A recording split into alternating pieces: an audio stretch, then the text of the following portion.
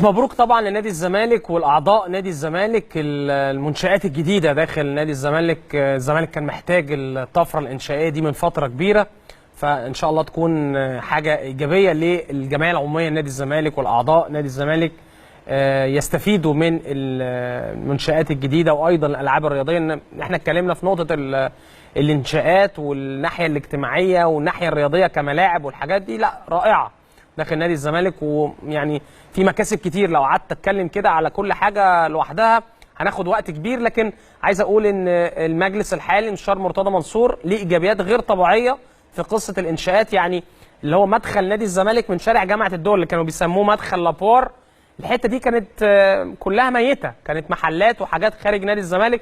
الزمالك خد الحاجات دي من خلال قوه المجلس الحالي في ان هو ياخد حقه من المحلات اللي كانت متاخده عافيه، ما كانش الناس بتدفع ايجارات وما كانش بيعملوا حاجه.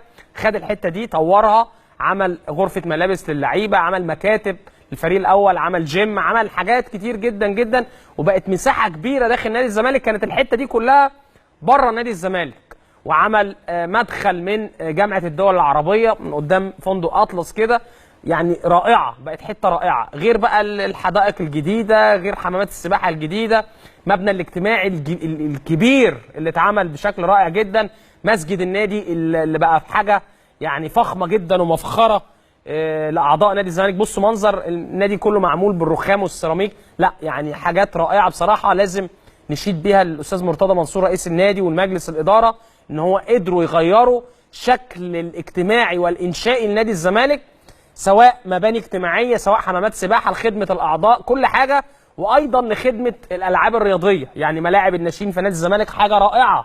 كنا زمان واحنا في النادي، انا كنت ناشئ في نادي الزمالك، كنا بنتمرن في ملاعب تراب، دلوقتي بقى في احلى ملاعب في نادي الزمالك، ناشئين نادي الزمالك بيتمرنوا عليها جوه النادي، فبقت حاجه رائعه جدا.